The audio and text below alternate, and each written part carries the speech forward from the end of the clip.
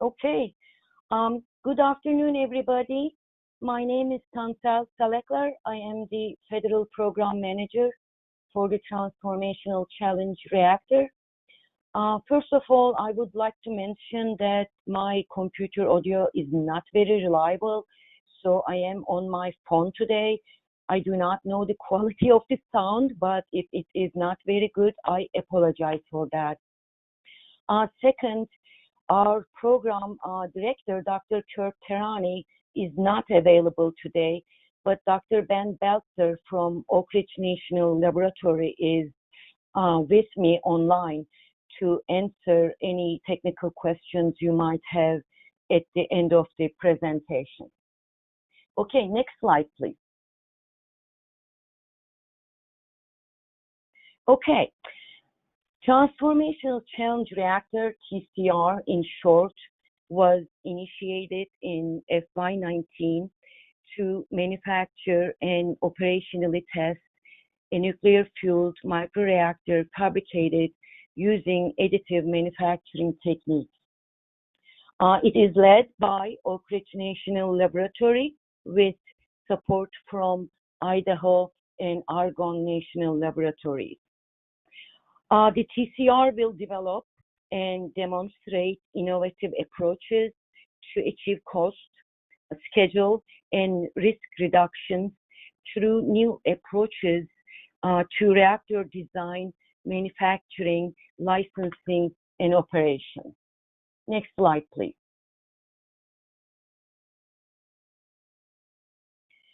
TCR goals are to integrate the digital platform for manufacturing, design, and qualification to enable rapid nuclear innovation and to accelerate adoption of innovative advances in manufacturing, materials, and computational sciences for nuclear applications. And at the end, dramatically reduce deployment costs and timelines of nuclear energy systems while maintaining safety and simplifying operations. Next slide, please. So the TCR program will have 2 workscopes this year, but I would like to mention that workscope numbers have been changed. Slides were sent out before the draft FOA was published, so I did not have time to make changes. So the TCR program is now under cross-cutting technologies. It is now CT-3 instead of NE-3. So we will have 2 workscopes. The first one is CT-3.1, integrated thermofluidic experimentation and modeling for TCR core components. And the second one is materials characterization of additively manufactured TCR core structural materials. Also, please note that these workscopes are open to universities only. Next slide, please. Okay, the first workscope seeks applications to provide experimental data on thermofluidic behavior of TCR core components. The objective is to enable measurement of validation grade thermofluidic data for additively manufactured TCR components to benchmark high-resolution computational fluid dynamics models. Evaluating the impact manufacturing tolerances, surface roughness, fluid structural interaction, and differential thermal expansion are of our specific interest. Our testing parameters must be relevant to the operating and accident conditions of a helium-cooled nuclear reactor. The TCR program will supply additively manufactured metallic or ceramic specimens to be examined. Also, experimental test data may include pressure drop and temperature. Next slide, please. So the second work scope is for the applications to provide experimental data on mechanical and microstructural properties of additively manufactured TCR core materials. TCR program employs various additive manufacturing techniques to produce the constituents of a 3D printed core with complex geometry, specifically laser powder bed fusion derived 316L stainless steel, laser powder bed fusion derived Inconel 718, and 3D printed silicon carbide. Bulk additively manufactured material will be supplied by the program for the test. Testing results need to accompany 3D location data to be useful as input into the TCR digital platform.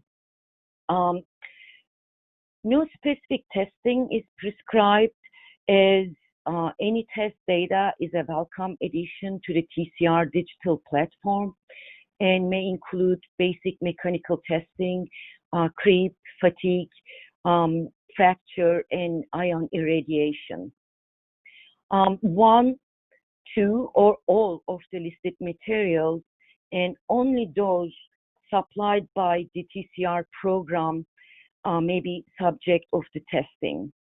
And description of a quality assurance program needs to be presented in the application to ensure useful data is generated. Next slide, please. So this is my last slide. Here is our contact information.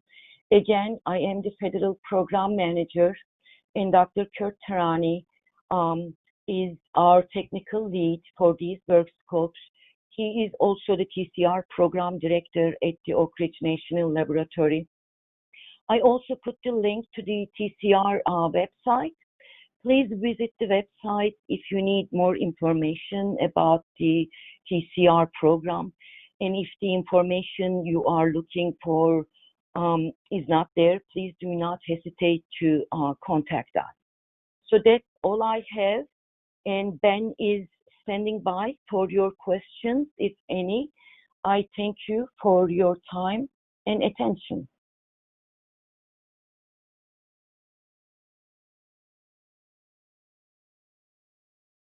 Ben, so are you there? Who did you say was?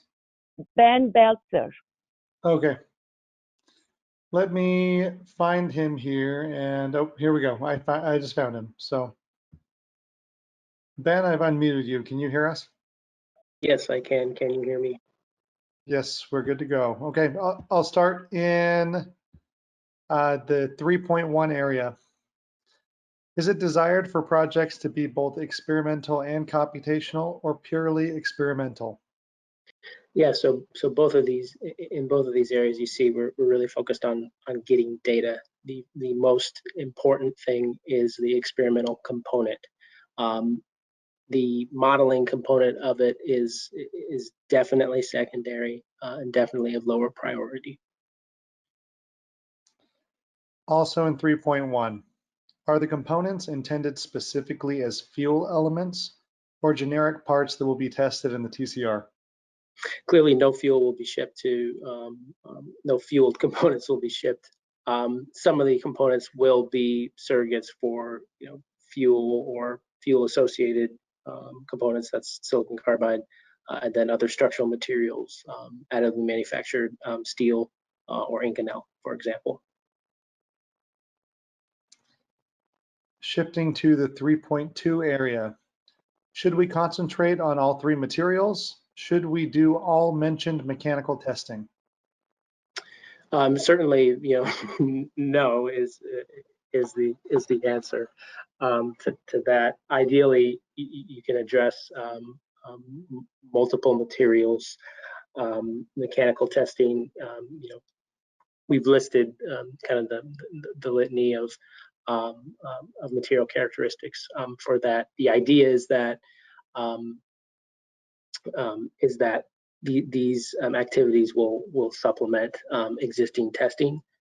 So tcr.ornl.gov does have a list of publications that we've released through TCR, and those will cover some of the testing that we are doing. Also for 3.2, how closely will the applicants need to coordinate during the proposal stage with Oak Ridge on the materials that will be supplied?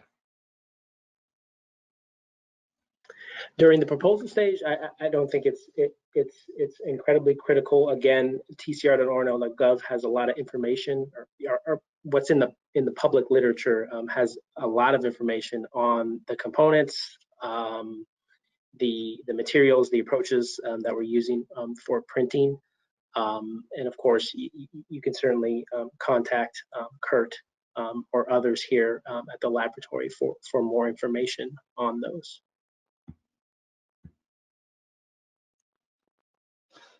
Also in 3.2, since the samples are provided, can you confirm that there is no need for AM monitoring to be done by PIs? In both in both of these tracks, there's no additively manufacturing expected on the, and it's actually discouraged on the applicant. We will provide the elements, and then for the second one on the data, during manufacturing, we will collect that spatial manufacturing data for the different components. That's why it's very imperative that data in 3.2 does have spatial fidelity. So there's a comment and a question for the next question. The comment is the 3.2 area seems less focused on research and more focused on strict characterization and testing. What would a successful proposal in this area focus on? Should we just focus on our capabilities and experience to do that characterization? Yes. Short answer is yes. Long answer is, again, very much focused on the characteristics of these materials as a function of location within the material, and then tracing that back to the larger digital platform. So this is a slight repeat, Ben, of a previous question. In 3.2, do we have to characterize all mechanical properties mentioned, creep, fatigue, fracture, tensile testing? No, but multiple of those characteristics would be ideal. Shifting back to 3.1, you mentioned that the measurements need to be consistent with prototypical conditions of a helium gas reactor. However, you mentioned in the draft scope in the call that high temperature measurements are not needed. Can you clarify? They're not needed if there is a way to replicate or get meaningful data at a lower temperature or with a lower temperature setup. As far as what's relevant, we're looking at temperatures of up to 500 degrees C, so somewhere around 300 to 500, and for testing, we also here have testing activities that we have undertaken, and we have some of that information again through the public literature that we have right now. For CT 3.1, can you confirm that the duration for the project is 2 years? Yes. Yes, I'll take that question. Yes, it is 2 years. Also in 3.1, is high resolution measurement desired for velocity and temperature in addition to the temperature or pressure/temperature? Desired, it would be nice to have that, but it's certainly not something that is required. It would be nice to see that. The idea is that when you have flexibility of additive manufacturing, you can manufacture very, very complex, say, coolant channel geometries or flow structures that require more advanced modeling and simulation. So getting appropriate data to support that is the objective. Okay, we're going back to 3.2 now. How do we go about getting samples from TCR? That'll be coordinated with the program, the manufacturing and materials testing lead here at Oak Ridge National Laboratory. Upon the recipient receiving funding for progressing through that, the first step obviously is to really understand where what the current situation is regarding testing for TCR. Also on 3.2, should the characterization and testing focus on bulk testing, or is small scale testing also valuable? They're both valuable.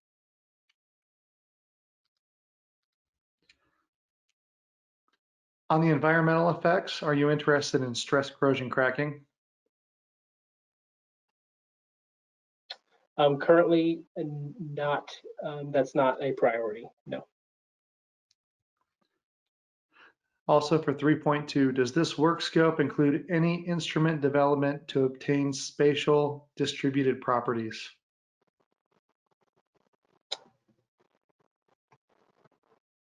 No, not directly. Again, we do have a good amount of instrumentation activities under TCR, and no, those would not be high priority. They would be pretty low. Also for 3.2, do you have any preference or priority for one of the three types of materials you mentioned? No, not necessarily. The silicon carbide material is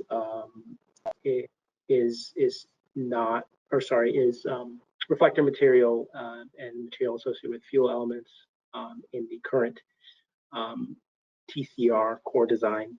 The metals are structural materials and encapsulation for our advanced hydride moderator. For 3.2 as well, is ion irradiation analysis a must? No.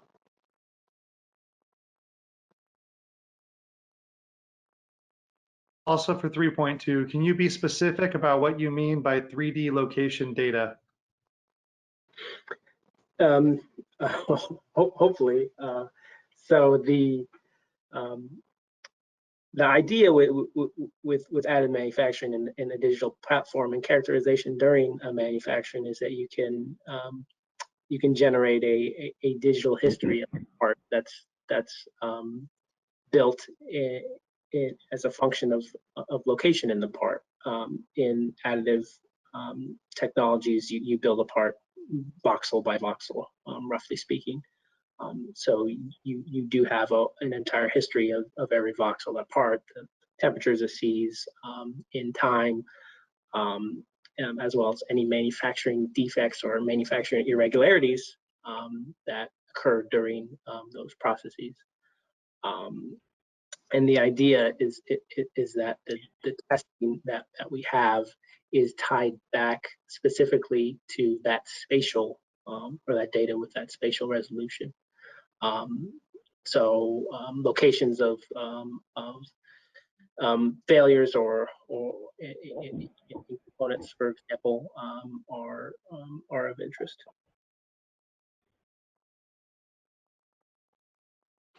For 3.2, talking about the environmental effect and temperature range, is there a preferred reactor type for this task?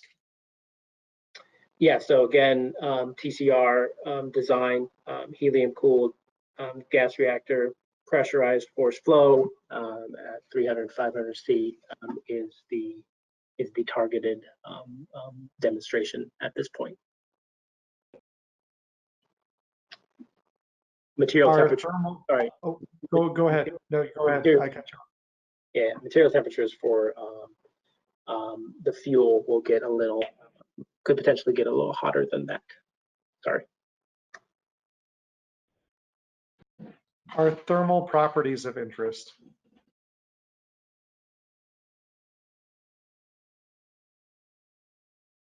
Sorry, what was that? Did you hear that last one? The question is, are thermal properties of interest? Oh, thermal property. Yes, they are. Yes, they are. But again, please visit the publications page on tcr.orno.gov and look for the properties, mechanical, thermophysical properties that we are looking at for additively manufactured steels and silicon carbide.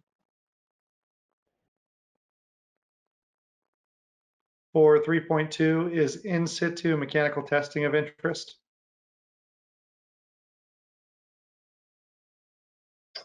Not necessarily.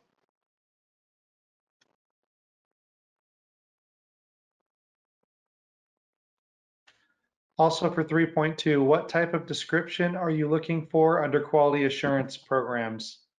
Will you please provide some details there? Yeah, so and this goes for both of these. We wrote similar language regarding QA because we're doing a demonstration of a nuclear reactor, and this data should be have some rigor level in a QA space.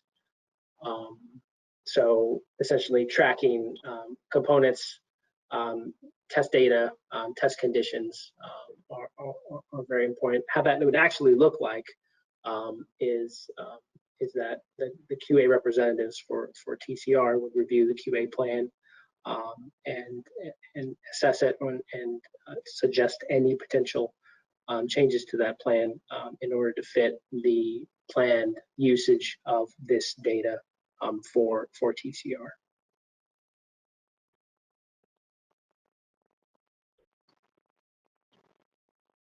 For 3.2, are the materials export controlled or restricted in access in any way, i.e. US citizen only, export or ITAR controlled? No, we will not be sending geometries or elements that are subject to export control restrictions, which is what we're watching out for here. Will specific temperatures, stresses / strains, and other relevant mechanical testing conditions be specified for the PIs? Again, what would be relevant to TCR demonstration, temperatures up to 500 to 700 C for silicon carbide materials, and operating in an environment. Ben, this is a follow-up question to the previous reactor type question. It says to do a meaningful scaled experiment at lower temperatures, we need information about the reactor and operating conditions. Are these informations available from TCR, or should we just pick any gas reactor?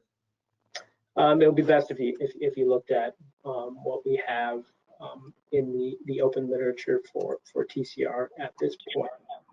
I think it should be sufficient, and if it is not, please certainly reach out. For 3.2, is there a preference on destructive versus non-destructive characterization tests? There is not.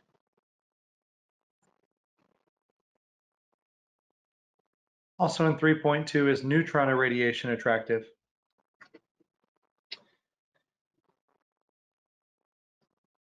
We have an existing campaign that is going to cover the scope of these materials in relevant reactor conditions. So it would be a pretty low priority. In 3.1, can you clarify what precisely the supplied specimens are? Are these fuel assemblies with cooling channels already built in?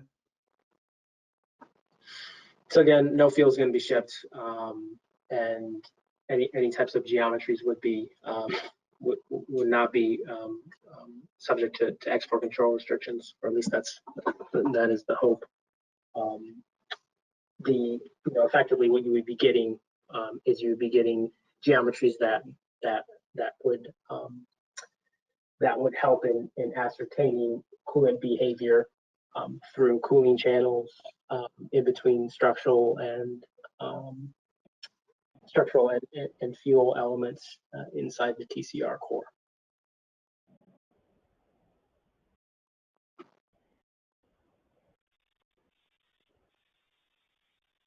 A follow-up on the 3D location data question.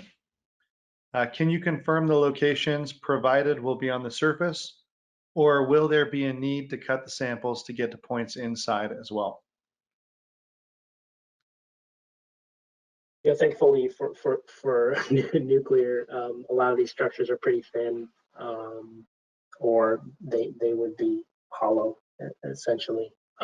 From a reactor physics perspective, a lot of the metals need to be thinner to benefit the reactor deployment and optimize fuel utilization. So for the metals, you're looking at thinner components. Silicon carbide obviously is going to be, or perhaps not obviously, but it will be much thicker material. One more clarification question. This is in regard to the environmental effects question that was asked previously for 3.2. Is it implied that ion irradiation is of lower priority compared to the mechanical testing component? It is of a lower priority. It's not as low as maybe in neutron irradiation though. If a proposal has an expert in additive manufacturing as a participant, would that be an advantage or not? It would be neither. It would be neither advantage or disadvantage. Yes.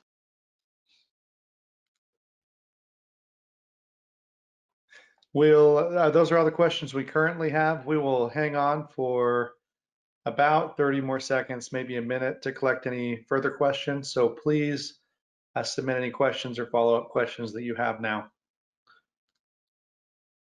Next question, Ben, for 3.2, is 3D computed tomography with voxels smaller than 1 mm3 attractive? Yes, it is. It is. Again, please consider reviewing some of the literature that's out there for the TCR program on a lot of the different characterizations we've done to date on some components. Also in 3.2, what quantity of bulk materials will be provided? Yeah, it will be whatever's necessary to fit the bill and get the testing done. The articles are going to be smaller, both metals and the silicon carbide. We're talking at most you're looking at samples that are in the few centimeter range probably. Again, those are based on current approaches and what we have existing for manufacturing printers and furnaces for the silicon carbide CVI. They're not very large components. Follow up on the 3D location question again. Will the marked locations be physically on the samples?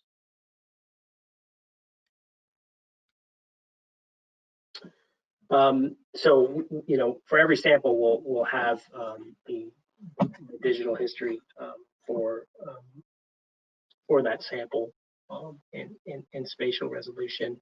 One of the challenges is making sure we can tie any type of characterization back to the location in those prints and locations during manufacture. So it's really important to use a process that you can trace that back.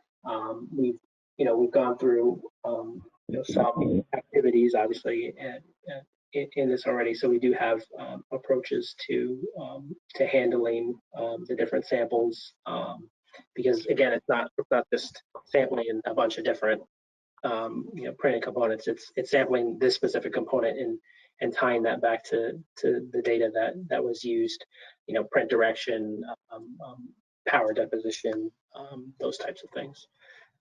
So they will have identifying features. Since there are few spatial thermal property characterization devices, would 3.2 support some of this development?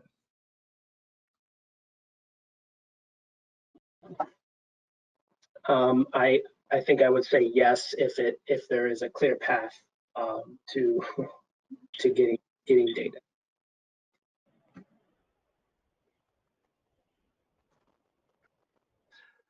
Also in 3.2, will material volume be sufficient to allow us to machine our specimens as per ASTM standard E8/8M? Yes.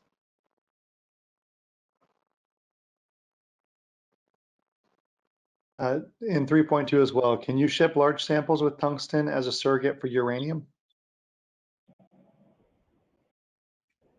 We would not be interested in that. For 3.1, thermofluidic will depend on geometries of test samples.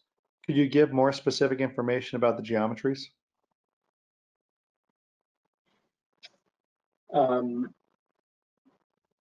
Yes, there should be sufficient information in the public literature to kind of wrap your head around what the geometries look like that we're looking at. We're looking at channel plate, kind of semi-plate, thin cylindrical channels and thin straight channels distributed through fuel elements and around fuel elements. So you have angular flow in some places and some more exotic shapes through fuel elements. Again, tcr.ornl.gov publications. There should be a few images of what those geometries look like. So you're looking at silicon carbide, rough silicon carbide, or silicon carbide with some roughness because again the manufacturing processes. Then for metal components, you have more regularly shaped components. They are also additively manufactured. Can we propose specimen design rather than TCR provided ones? No. No, we are interested in looking at the printed components that TCR is manufacturing.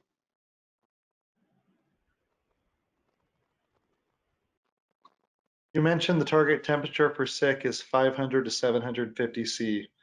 Is it the same for the 3D printed metallic parts? It's less. Fuel gets hot and the heat is removed from the fuel, so the peak fuel temperature is going to be somewhere between 600 and 670 C, let's say, and that's fuel, which is tries to part in silicon carbide that is additively manufactured and densified with the CDI process. For metal components, it will be more akin to the temperatures of the coolant. So we're looking at 300 to 500 C.